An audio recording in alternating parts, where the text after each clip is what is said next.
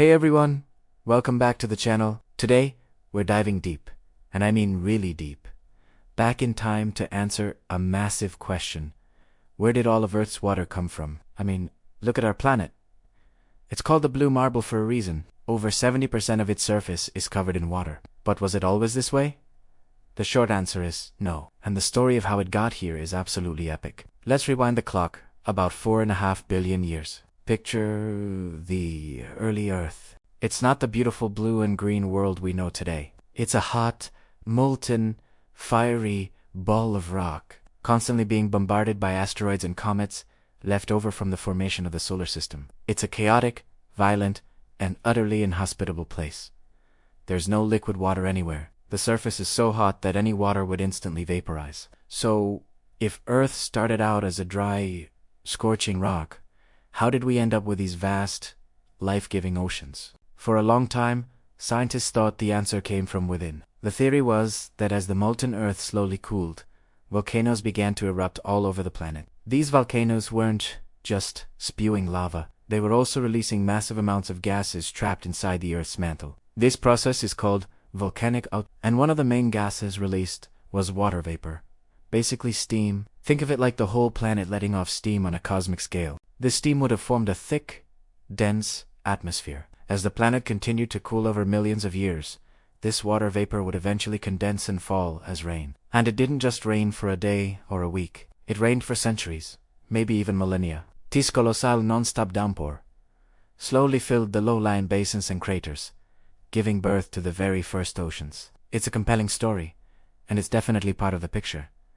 But is it the whole story? Recent discoveries have added a thrilling new chapter, one that comes from the depths of space. The volcanic steam theory is solid, but some scientists started to wonder if it could account for all the water we see today. So they started looking outwards, to the cosmic debris that was pummeling the young Earth. What if the water wasn't just from inside the Earth, but was delivered from space? This leads us to the cosmic delivery service idea. The main delivery vehicles, asteroids and comets. Now, you might think of comets as dirty snowballs, and you're not wrong. They are essentially chunks of ice, rock, and frozen gases, orbiting the sun. Asteroids, on the other hand, we usually think of as dry rocks. But that's not always true. Many asteroids, especially those from the outer asteroid belt beyond Mars, are surprisingly water. They contain minerals that have water molecules locked right into their crystal structure. So, the theory goes that during a period called the Late Heavy Bombardment, roughly 4.1 to 3.8 billion years ago, Earth was hit by a constant barrage of these water-bearing asteroids and icy comets. Each impact, while destructive, was also a delivery. A tiny drop in a very, very large bucket. But over hundreds of millions of years, with millions of these impacts, those tiny drops add up. It's like filling a swimming pool with a squirt gun, but on a planetary scale and with explosive results. These cosmic impacts would have delivered a significant portion of the water that now makes up our oceans. So, how do we know this? We can't go back in time, but we can study the chemical fingerprints of water. Water isn't just H2O. There's a heavier version of hydrogen called deuterium. The ratio of regular hydrogen to deuterium in water acts like a unique signature. Scientists can compare the deuterium to hydrogen ratio, or D/H ratio, in Earth's oceans to the ratios found in different celestial objects. Initially, comets were the prime suspects. They're packed with ice, after all. But when we analyzed the water from many of the comets we've been able to study up close, we found a problem. Their DH ratio was often much higher than that of Earth's ocean water. If comets were the main source, our oceans should have that same high deuterium signature, but they don't. It's like trying to match DNA evidence and finding it doesn't quite line up. This is where the humble asteroid comes back into the picture. Scientists started analyzing meteorites, which are fragments of asteroids that have crashed on Earth. Specifically, a type called carbonaceous. These ancient, dark rocks are like time capsules from the early solar system. And when researchers analyzed the water trapped inside their minerals, they found a bingo moment. The DH ratio in these meteorites was a near-perfect match for the water in our oceans. It was the chemical fingerprint they had been looking for. This evidence strongly suggests that a huge chunk of Earth's water was delivered by asteroids, not just comets. It's a paradigm shift in our understanding of our planet's history. It means that the very water you drink, the water in the rivers, lakes, and oceans, has an extraterrestrial origin. It journeyed across the solar system for billions of years, locked inside a rock before arriving here. So, the most likely scenario is a combination of both theories. It's not an either-or situation. The early Earth was a busy place.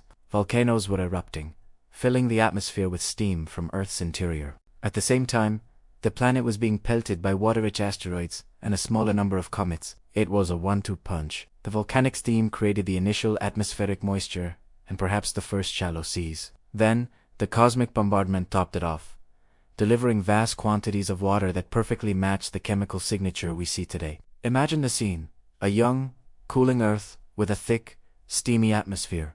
The first rains begin to fall, creating puddles that grow into lakes, that merge into shallow seas. Meanwhile, fireballs streak across the sky, exploding on impact and releasing their own cargo of water and steam. It was a dynamic, chaotic process that unfolded over hundreds of millions of years. Eventually, the bombardment slowed down, the planet's surface stabilized, and the rains filled the massive basins to form the global ocean we recognize. The planet turned from a fiery red-brown to a brilliant, life-sustaining blue. And it's this water, a blend of terrestrial steam and cosmic ice, that set the stage for the next incredible chapter in Earth's story, the origin of life. Without this water, life as we know it simply could not exist. Our planet would be a barren rock like Mars or Venus.